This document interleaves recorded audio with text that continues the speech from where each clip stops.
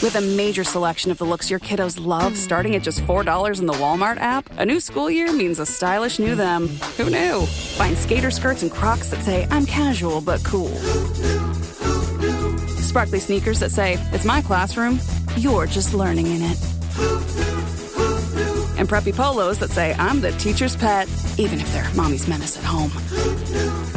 Find their favorite styles starting at just $4 in the app. The Walmart you thought you knew is now new. Mint is still $15 a month for premium wireless. And if you haven't made the switch yet, here are 15 reasons why you should. 1, it's $15 a month. 2, seriously, it's $15 a month. 3, no big contrast. 4, I use it. 5, my mom uses it. Are you playing me off? That's what's happening, right? Okay, give it a try at mintmobile.com/switch. Upfront payment of $45 for 3-month plan. $15 per month equivalent required. New customer offer first 3 months only. Then full price plan options available. Taxes and fees extra. See mintmobile.com. Atenção!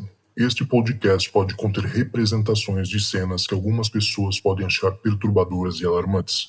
Os conteúdos aqui representados são responsabilidade de seus próprios autores. Para uma melhor experiência, os fones de ouvido são aconselháveis. Arquivo Relatos do Além. Especial Halloween.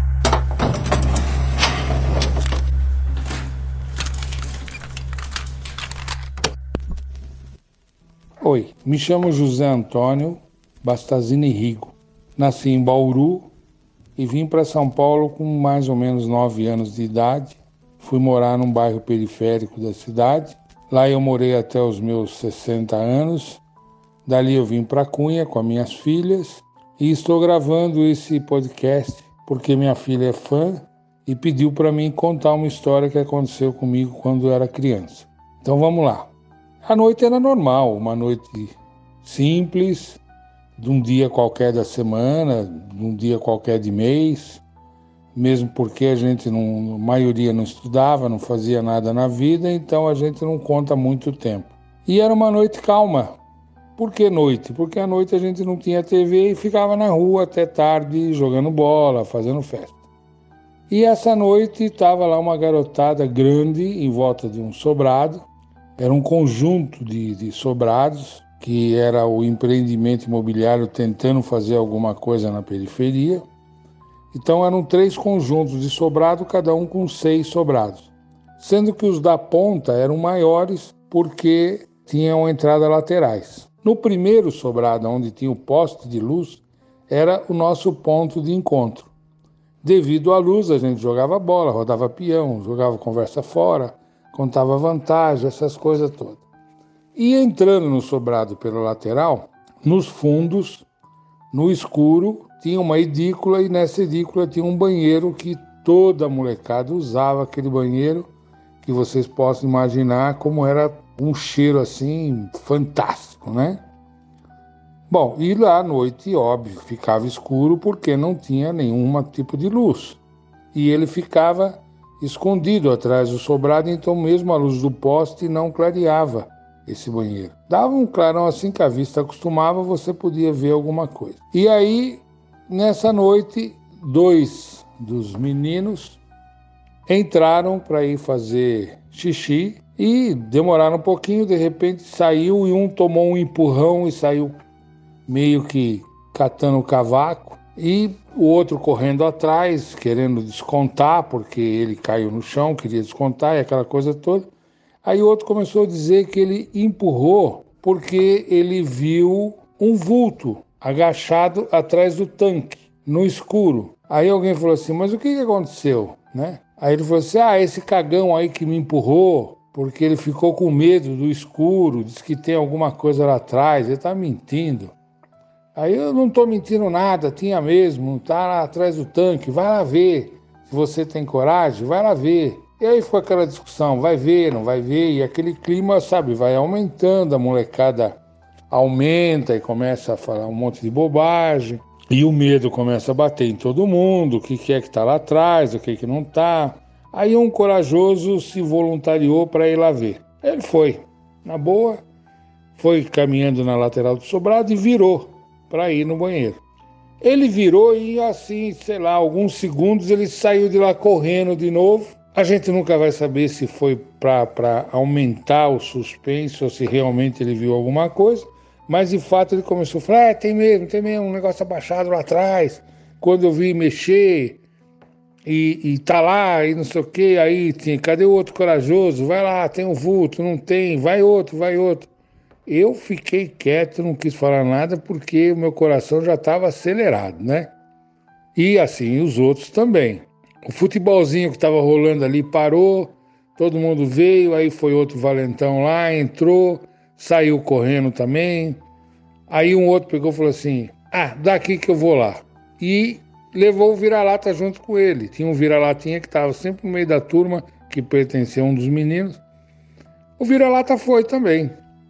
Só que ele não chegou até o fim, porque eu acho que as pernas começaram a tremer e um pouco antes dele chegar na curva, ele voltou correndo e o vira-lata correu atrás junto com ele. Aí ele falou, eu vi, eu escutei, ele tá lá.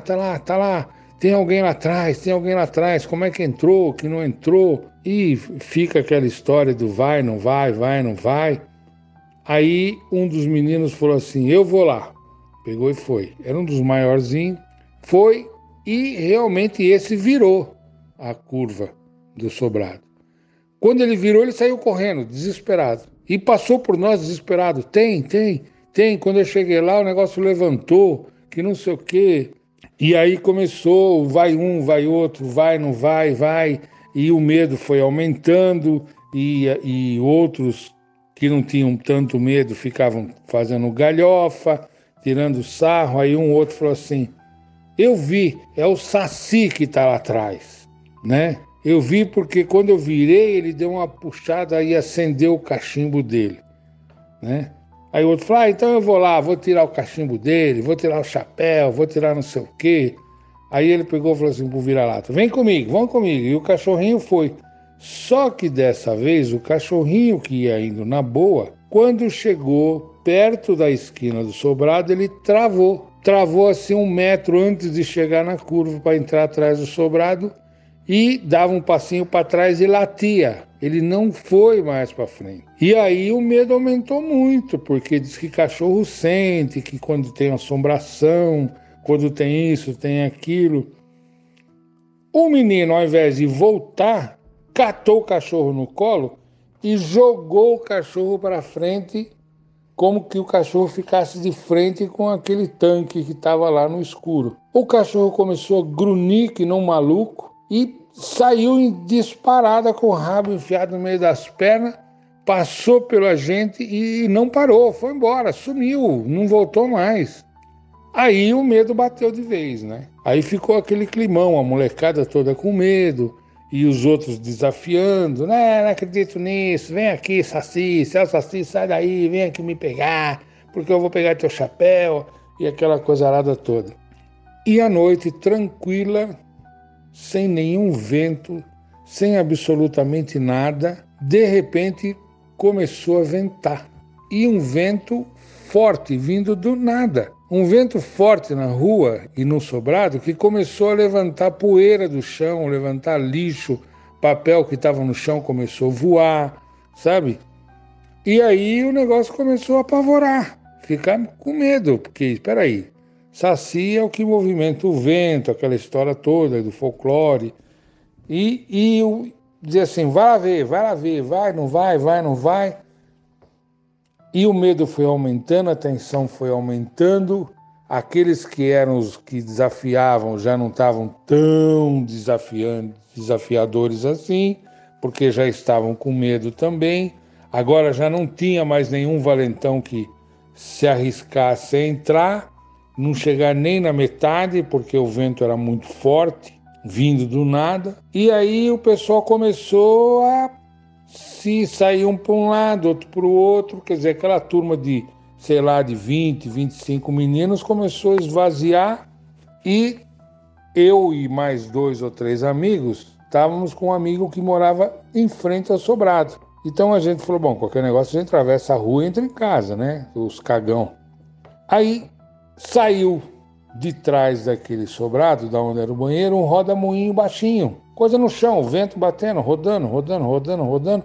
Só que esse roda-moinho começou a ganhar proporção, ele começou a aumentar. Daí a pouco ele estava quase da altura do sobrado. E ele ficava ali, parado naquele lugar. De repente ele veio para frente. Quando ele veio para frente, a molecada correu toda, não ficou ninguém para olhar, né?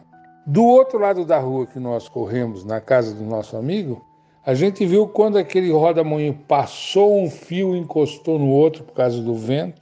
Saiu aquela faísca meio azulada e uma labareda de fogo jogou faísca até o chão. E aquele vento rodou ali na frente do sobrado, rodou e a molecada sumiram todos. Não ficou ninguém para ver o que estava acontecendo. E a gente de dentro da sala da casa do amigo, a gente olhava pelo vãozinho da cortina, aí o roda-moinho girou e subiu a rua, foi embora. E, de repente, tudo voltou à calmaria, acabou por nada, e assim foi a noite do Saci. A molecada até hoje fala disso e diz, não, era realmente o Saci que estava lá atrás. Ou ele veio de tanto alguém ficar chamando, né? Então essa foi, a gente apelidou ele de o Saci do Sobrado. Outra época teve o Saci da Fogueira, né? O Saci da Fogueira foi uma noite, a gente fazia sempre fogueira no campinho, né? Onde a gente pegava madeira. E a lei lá era a seguinte, você chegou, tinha que buscar madeira. Chegou o Juca sem madeira, com um chicote na mão. Aí falaram para ele, Juca, vai pegar lenha. Ele falou, não vou nada. Pegou o chicote e bateu na fogueira e subiu aquelas fagulhas. Aí um dos meninos falou assim, para de fazer isso porque essas fagulhas atraem Saci. Aí o Juca começou a bater na fagulha com o chicote, dizendo, vem aqui, Saci, que eu vou te dar uma surra de chicote.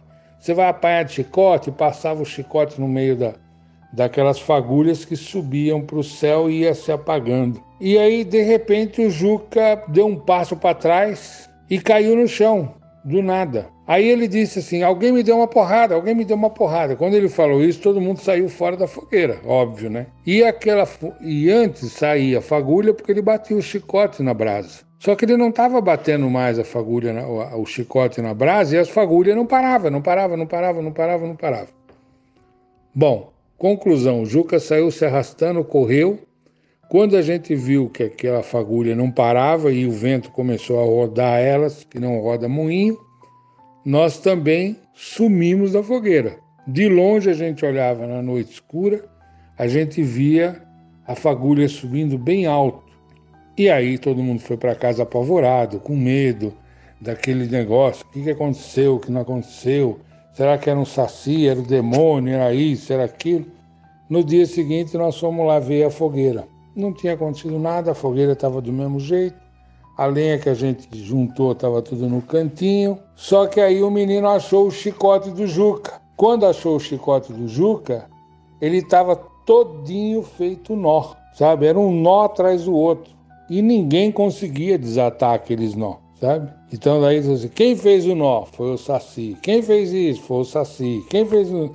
Então ali a molecada começou a não mais chamar pelo Saci durante as noites. Porque se ele existe, ele esteve lá, com certeza.